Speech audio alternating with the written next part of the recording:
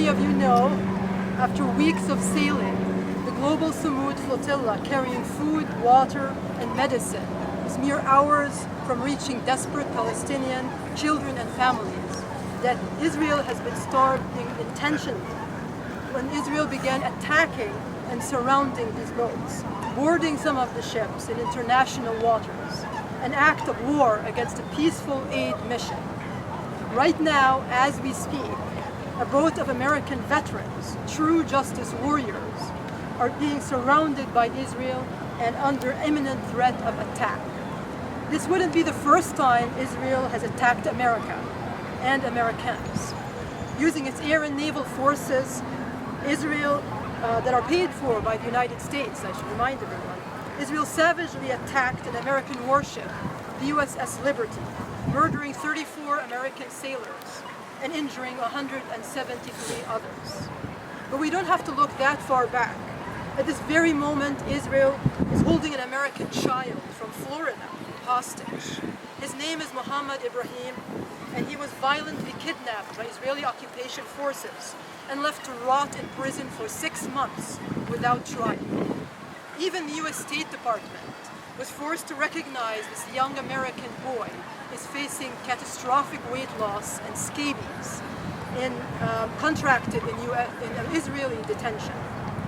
That is how Israel treats Americans. Another American, Eola Flotilla, a young entrepreneur from right next door to us here in Tampa, was murdered just a few weeks ago, also by Israel. That is how Israel treats Americans.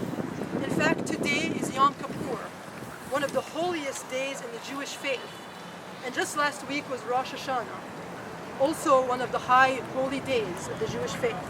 Rather than honor these holy days, Israel has used them disgustingly as cover to black out communications in Gaza and bomb men, women, and children relentlessly. That is how Israel treats those of the Jewish faith. My friends, when you hear the lie that Israel is our greatest ally, remember these truths.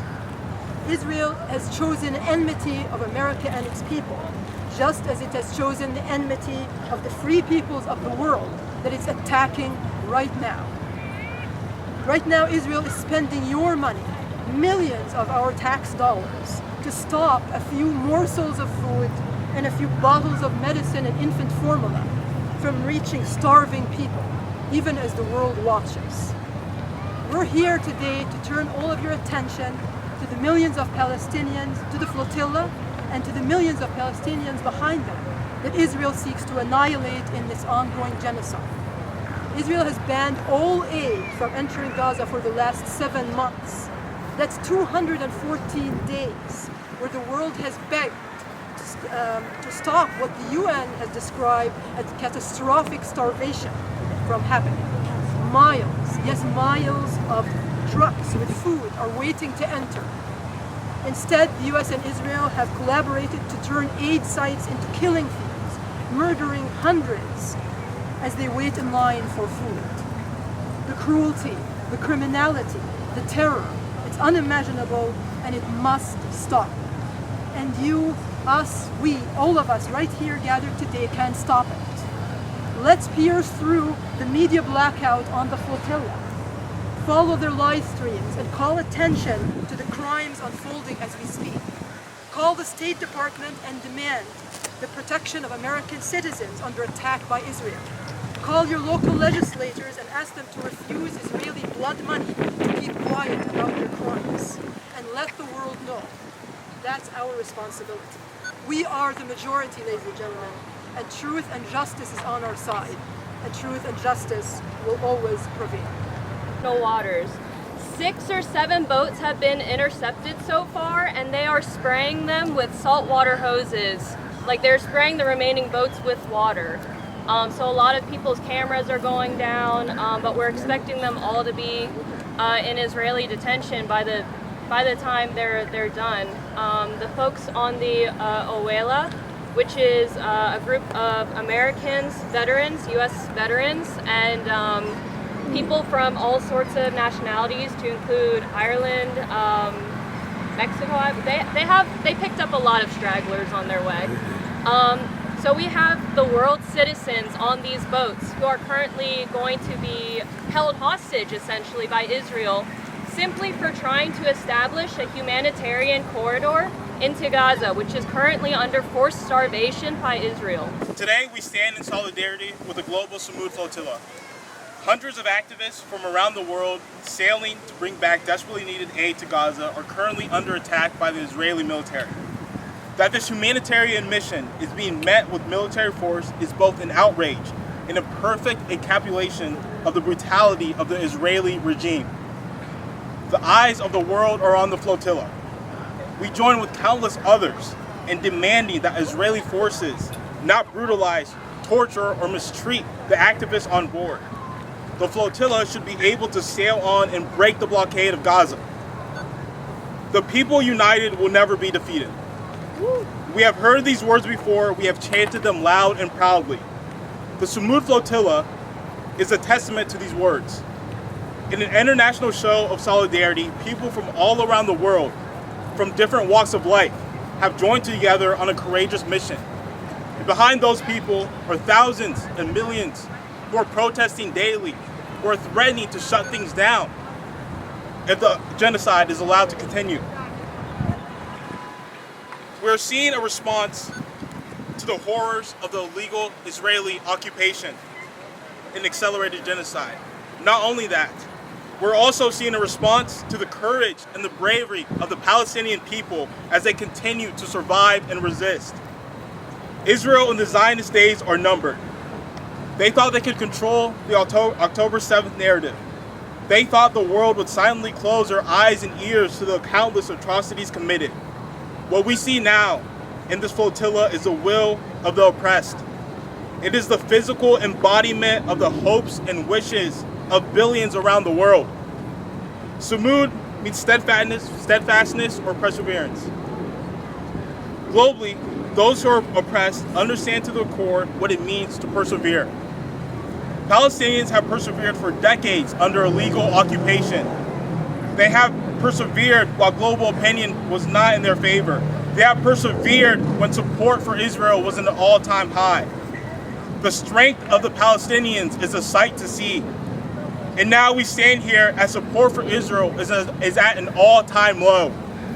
Major news networks are quietly whispering genocide. We have seen the response at the UN when Netanyahu took the podium at the United Nations and dozens of delegates walked out. And countries around the world are formally recognizing the state of Palestine. Let's not be foolish, many for their own personal gain or for history to absolve them. But what matters is that globally, the shift has been felt and Israel's days are numbered. There's no going back to what was. Free Palestine! My name is Jacob. I'm with the Party for Socialism and Liberation. The Samud Flotilla is part of a long tradition of attempts to break the blockade on Gaza by bringing supplies in by sea. The bravery of the people of Gaza is inspiring to the point of contagiousness, and the makers of war know this. That's why the Criminal Occupation Security Forces boarded flotilla vessels and killed 9 people back in 2010. This is why they've used military drones fitted with explosives and chemical weapons to attack and intimidate the people of the Samud Flotilla this year in 2025. The occupation government understands that the bravery inspired by the people of Palestine is their greatest enemy. As the genocidal campaign carried out by the occupation regime becomes increasingly unpopular, we have to remain steadfast in our commitment to Palestinian liberation. Samud is a word from the lexicon of Palestinian resistance that means something like steadfastness or perseverance. The people who have risked their lives and their bodies on the Samud Flotilla bring aid with them, and this is understood to be a symbol for their true cargo. What they really bring is dignity, hope, and that contagious bravery that the Palestinian people, and especially the people of Gaza, exemplify so well. When apartheid fell in South Africa, or when the brutal occupation and war against the people of Vietnam ended, it wasn't just because of one factor. There was brave, armed indigenous resistance, yes, but there was also boycotts. There were defectors and conscientious objectors. There were student movements and mass protests and rallies. There was a strong international resistance at every level from all people of conscience. We see the same resistance embodied today down on the streets, but we're also seeing an unprecedented rejection of Zionism in the highest halls of power. On September 26th, Benjamin Netanyahu flew to the UN General Assembly in New York on a circuitous flight path that avoided flying over all Western Europe because he is subject of an arrest warrant for international war crimes, and European leaders have let him know that he could be held to account if he were to fly within their airspace. When he stood on the podium to address the assembly, the world witnessed the largest walkout by world leaders ever to occur during an Israeli address. At every level, we see the world standing with the people of Gaza against colonial occupation and genocide. We are here today to support the Samud Flotilla because it's the right thing to do, but also because we are carrying on a long tradition of resisting injustice that has a proven track record. We are here remaining steadfast. We are embodying Samud.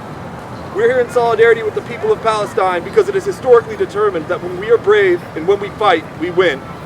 From the river to the sea. War on Yom Kippur! No acts of war on Yom Kippur! No acts of war on Yom Kippur!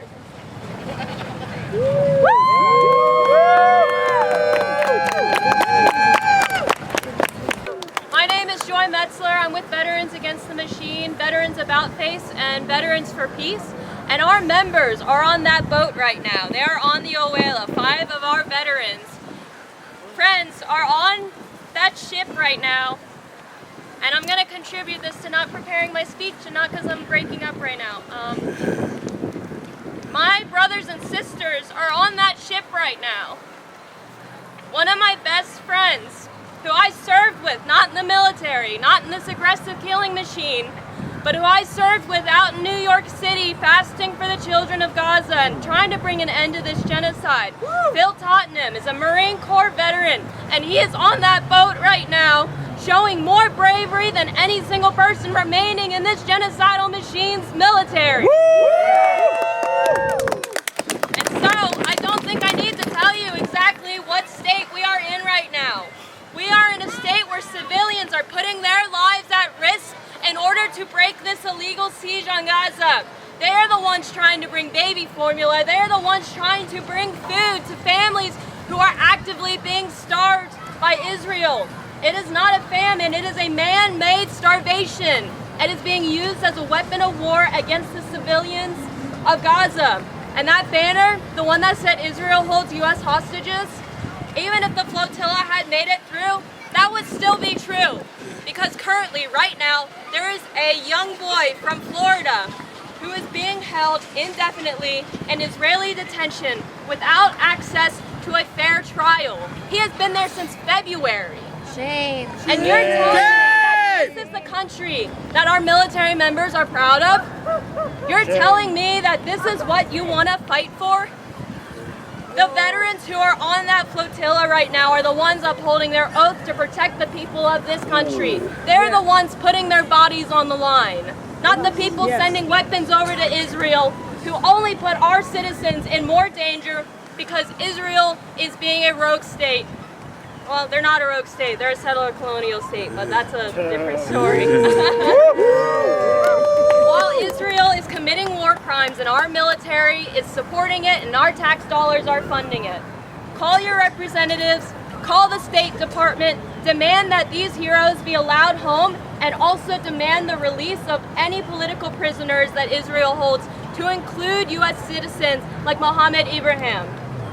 Free, free Palestine! Free, free Palestine! Free, free, free Palestine! Free, free, free Palestine!